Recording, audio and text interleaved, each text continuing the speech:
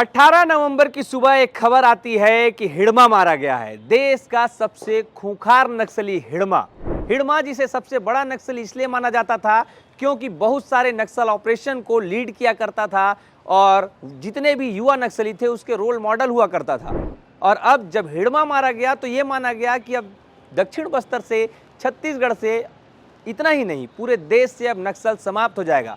लेकिन जैसे ही हिड़मा मारा गया तो कुछ नाम चर्चा में आया क्योंकि वो भी सीसी मेंबर थे।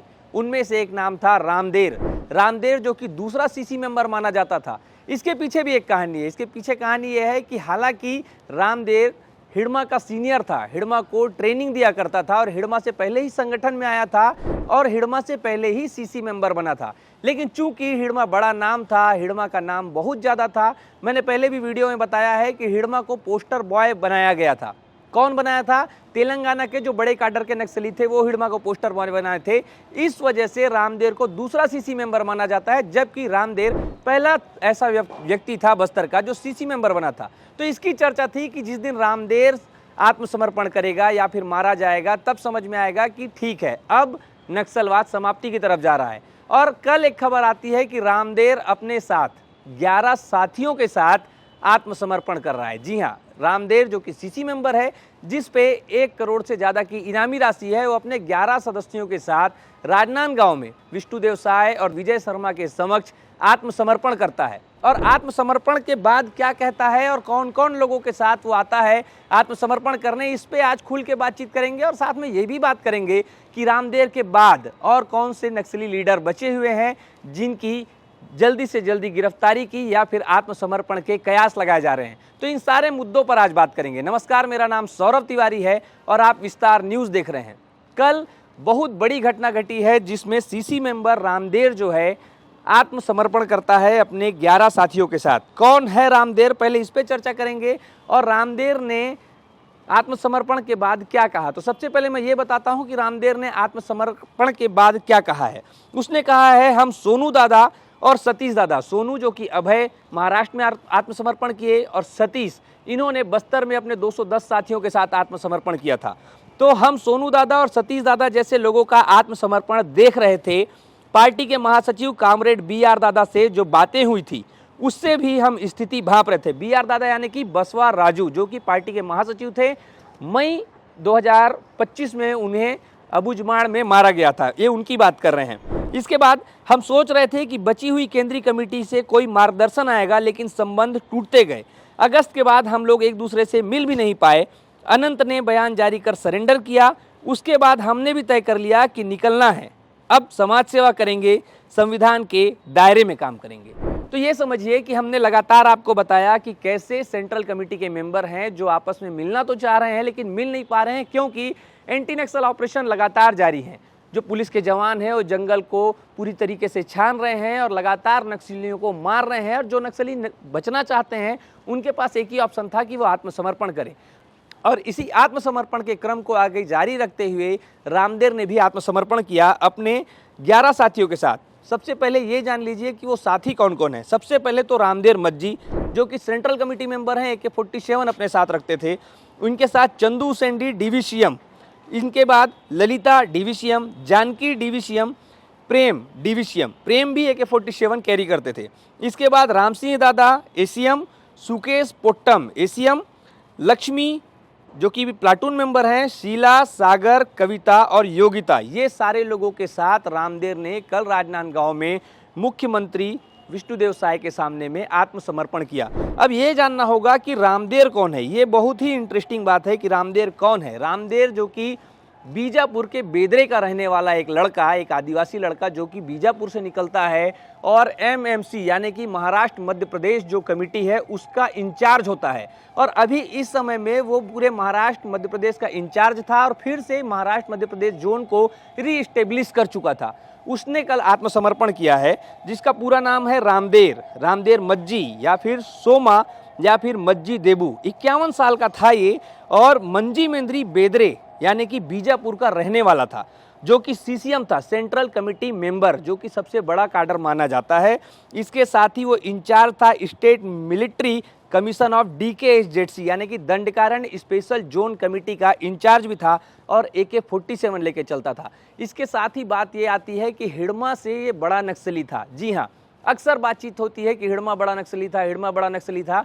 हमने पहले कई बार बताया कि हिड़मा को एज अ प्रोजेक्ट किया गया था पोस्टर बॉय के रूप में, क्योंकि हिड़मा का नाम आता था और उसके पीछे बाकी बहुत से बड़े काडर के नक्सली अपना काम कर सकें ताकि उन तक ध्यान ना जाए सरकार का, इसलिए हिड़मा आगे था। इसीलिए रामदेर का नाम कम सुनाई देता था। लेकिन जब से रामदेर CC मेंबर नियुक्त हुआ था उसके बाद रामदेर की चर्चा होती थी और हिड़मा के मारे जाने के बाद ये चर्चा और तेज हो गई थी कि बस्तर का दूसरा ऐसा व्यक्ति है रामदेर जो कि ग्राउंड पे काम करता है, ग्राउंड का ब्रेन कहा जाता है, लोगों को संगठित करने का काम करता है और बहुत ही अच्छी इसकी कनेक्टिविटी है। इसलिए रामदेर का वापस आना जरूरी था और इसे सुरक्षा एजेंसी बहुत बड़ी कामयाबी मान रही है कि रामदेर जैसा CC मेंबर जो कि ग्राउंड में रह के काम करता था, कल वो वापस आ गया है। तो ये सबसे बड़ी घटना है रामदेर के लिए, ये सबसे बड़ी घटना है छत्तीसगढ़ के लिए जब रामदेर आत्मसमर्पण करता है और ये कहता है कि संविधान के दायरे में रहकर अब समाज सेवा करेंगे। ये बहुत बड़ी घटना है और इसीलिए इसे ऐतिहासिक बताया जा रहा है। इसके बाद देखते हैं कि क्यों महत्वपूर्ण है। इसलिए महत्वपूर्ण है क्योंकि महाराष्ट्र और मध्य प्रदेश और छत्तीसगढ़ का जो जोन है इसका इंचार्ज था। इन तीनों जिलों में इन तीनों राज्यों में जो कनेक्टिविटी थी इसे देखता था, साथ ही साथ ग्राउंड लेवल पे लड़ाकों को मजबूत करता था, ट्रेन करता था। क्योंकि ये भी कहा जा रहा है कि हिड़मा को भी ट्रेनिंग देने वाला कौन था? रामदेर था। इस वजह से रामदेर का आत्मसमर्पण करना बहुत बड़ी जानकारी है, बहुत महत्वपूर्ण है।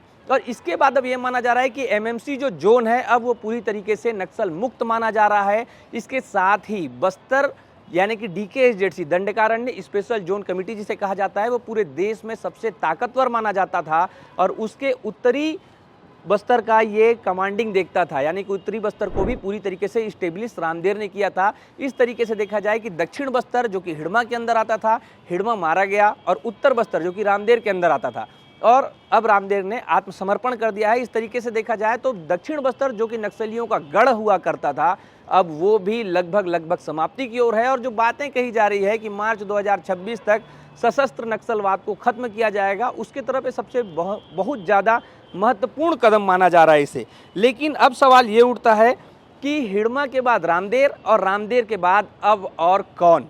क्योंकि अभी भी नक्सलवाद के पास बहुत बड़े बड़े ब्रेन हैं जो कि लगातार काम कर रहे हैं और अगर वो बाहर रहते हैं तो कहीं ना कहीं वो नक्सलवाद को फिर से संगठित कर सकते हैं और फिर कोई ऐसी चाल चल सकते हैं, ऐसी रणनीति बना सकते हैं जो कि सरकार के लिए, लोकतंत्र के लिए खतरा पैदा हो। इसलिए अब सबसे बड़ा नाम आ रहा है कि हिड़मा के बाद रामदेर और रामदेर के बाद कौन? तो रामदेर के बाद आएगा बारसे देवा। बारसे देवा जो कि PLGA यानी कि प्लाटून कमांडर 1 का इंचार्ज है। और बारसे देवा से जुड़ी एक बहुत बड़ी खबर है जिससे मैं आपको बाद में बताऊंगा, लेकिन पहले ये बता देता हूं। बारसे देवा यानी कि साईनाथ यानी कि हेमला देवा या फिर सुक्का, ये पुअर्ती का रहने वाला है। वही पुअर्ती का जहां का हिड़मा रहने वाला था, जिसे नक्सल की राजधानी कहा जाता था। और अब उसी पुअर्ती के बाद जब उस पुअर्ती तक पुलिस पहुंची, जिसके बाद फिर नक्सल लगातार बैकफुट में है और ये सुकमा डिस्ट्रिक्ट में पड़ता है। सुकमा का एक छोर पुअर्ती जिसे बहुत ज़्यादा सेफ माना जाता था नक्सलियों के लिए, इसी हिड़मा और देवा की वजह से माना जाता था। ये कमांडर है